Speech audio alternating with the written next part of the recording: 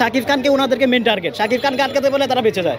যদি ভায়োলেন্স মনে করে দর্শক মনে করবে, আর কাট করার সিদ্ধান্ত সেন্সর বোর্ডে থাকতে পারে না। তারা সিনেমা এই যে আন্দোলনটা চলতেছে না, এই আন্দোলনটা না একদম সাকসেস হওয়ার পর্যন্ত না থামানোটা উচিত না, থামানো যাবেই না।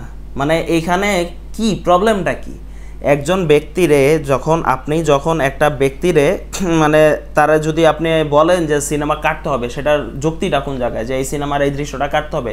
যদি সে ওই সিনেমার ভিতরে অতিরিক্ত ভায়োলেন্স আছে বা অতিরিক্ত 18+ সিন আছে, তখন যদি এটা সে ইউএস সার্টিফিকেটই চায়, তখন আপনি বলতে পারেন যে এই সিনগুলো কাটো, না কাটলে আমরা ইউএস সার্টিফিকেটটা দিব না, সেটা তখন আপনি বলতে পারেন। কিন্তু যখন সে নিজেই বলতেছে যে আমার অ্যাডাল্ট সার্টিফিকেটই দেন, আমি এই সার্টিফিকেটই দিয়ে দেন, আমি সিনেমাটা এইভাবেই চালাবো, সে যখন নিজেই বলতেছে, তখন আপনার প্রবলেমটা কোন জায়গায়?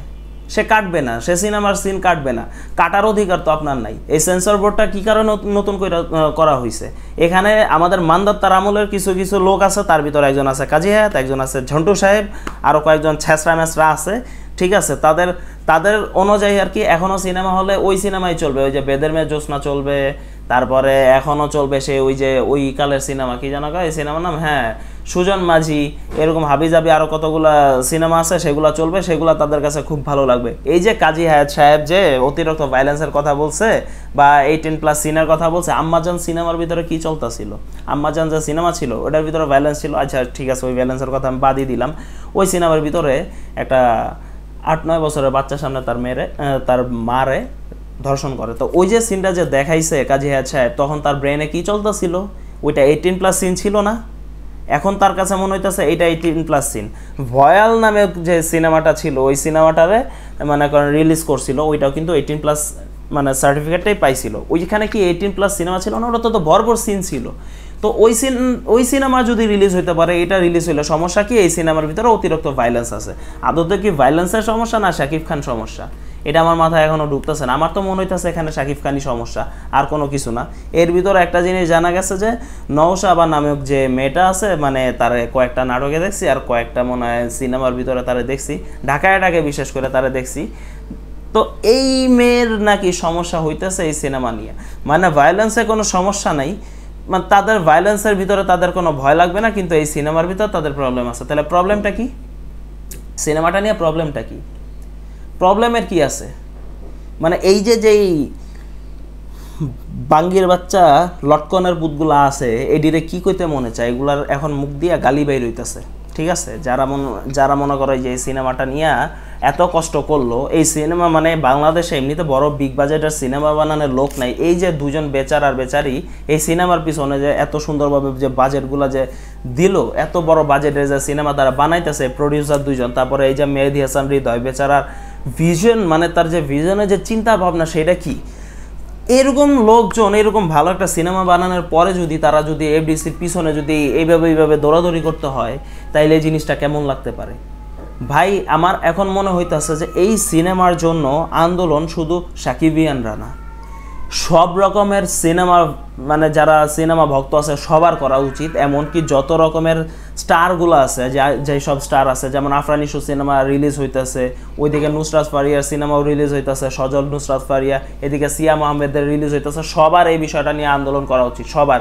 যদি সবাই ভাবে যে না বরবাদ সিনেমা যদি রিলিজ না হয় তাহলে তো আমরা ব্যবসা করতে পারবো, আন্ডা ব্যবসা করবা ভাই, তোমরা আন্ডা ব্যবসা করবা। কারণ কি জানো, বরবাদ সিনেমা দেখার জন্যই মানুষ বেশিরভাগ সিনেমা হলে যাবে। ওই সিনেমার যখন টিকিট পাবে না, তখনই তোমার সিনেমাটা দেখতে যাবে, যখন তোমার সিনেমা দেখতে যাবে তখনই তুমি কামাই করতে পারবা। তো এই জিনিসটা মাথায় রেখে ভাই আন্দোলন করা উচিত, ঠিক আছে? এই বিষয়টা নিয়ে আওয়াজ তোলা উচিত। আর শুধু এদের না, হল মালিকদের আওয়াজ তোলা উচিত। হল মালিকদের কি কারণে আওয়াজ তোলা উচিত? যে বরবাদ যদি ভাই আনকাট যদি ছাড়পত্র না পায়, তাহলে আমরা তো ভাই সিনেমা দেখতে যাব না। তোমরা পারলে এবার সিনেমা চালাও, আমি নিজে সিনেমা দেখতে যাব না। যদি 1 সেকেন্ড যদি ভাই কাটে, একটা সেকেন্ড, ভাই পুরো সিনেমারে বয়কট করবো, পুরো সিনেমা বয়কট করবো আমি। তোমরা যারা আসো, যারা সিনেমা ভক্ত আছো ভাই, তাদেরও সেম কাজই করা উচিত, এইভাবে বয়কট করা উচিত, এই সব হারামিগুলারে বয়কট করা উচিত। ভাই আমার তো মনে হইতেছে যে এফডিসি এই যে সেন্সর বোর্ড যে মানে সেন্সর বোর্ডটা যে নতুন করে করছে, এটার আবার ভাঙা উচিত। এই যে আন্দোলনের আগে যে সব মান্দার যে সব লটকনের পুতেরা, মানে যেসব বাঙ্গির পুতেরা মানে বলছিল, বাঙ্গির নাতিরা কইছিল যে না সিনেমা এটা চেঞ্জ করা উচিত, ওইটাও চেঞ্জ করা উচিত, কেন ভায়োলেন্স সিনেমা বাংলাদেশে তৈরি হবে না। এখন তো তারাই আছে সেন্সর বোর্ডে। তোরা শালার পুতেরা কি করতেছস? তোরা কি করতেছস ওই জায়গায় বৈশা থাইকা? তোদের হাতেই তো এখন ক্ষমতা না, এখন তোরা কি করতেছস? নাটক মারাও, নতুন করে নাটক করতেছো। আন্দোলন ভাই ঠিক আছে, আন্দোলন করতেছে, আন্দোলন বেশি বেশি করে করা লাগবে, কিন্তু ভাই এটাও একটু খেয়াল রাখেন যে ভাই আন্দোলন করতে গিয়ে যাতে অতিরিক্ত কিছু না হয়ে যায়, যাতে রাস্তাঘাটে যাতে মানুষের সমস্যা না হয়। কারণ যদি সেটা হয় তাইলে ভাই আপনাদের ঘাড়ে দোষটা পড়বে, তারা আপনাদের ঘাড়ে দোষটা দিয়ে আরামসে বাইরে হয়ে যাওয়ার চেষ্টায় থাকবে। তো ওইটা করবেন না, ওদের হাতে কোনো সুযোগ দিবেন না, কোনো চান্সই দিবেন না এটা নিয়ে। তো এটা যাতে না হয়।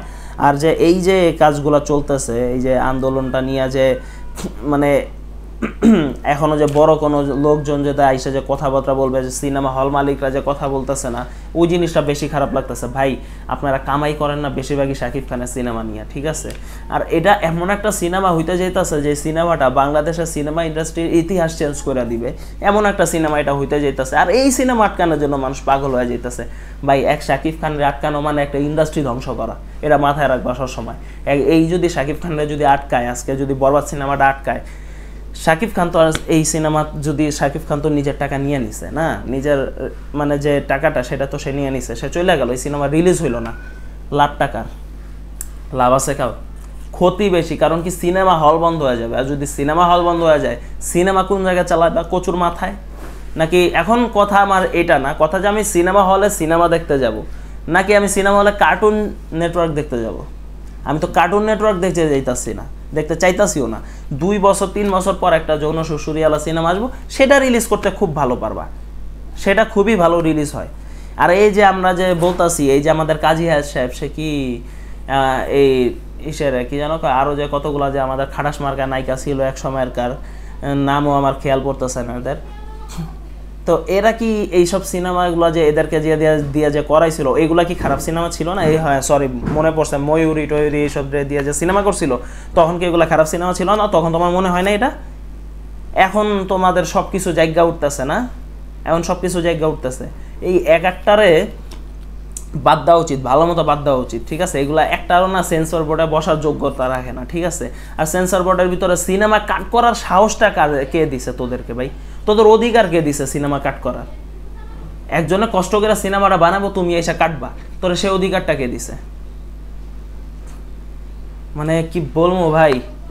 যাক ভাই, আন্দোলন থামানো যাব না ভাই, আন্দোলন থামানো যাব না। এই সিনেমার যাতে একটা সিন যাতে কাট না হয় ভাই, একটা সিনের মানে একটা সেকেন্ডের সিন যাতে কাট না হয়, এই কারণে আন্দোলন ভাই থামানো যাবে না, আন্দোলন চালায় যেতে হবে ভাই।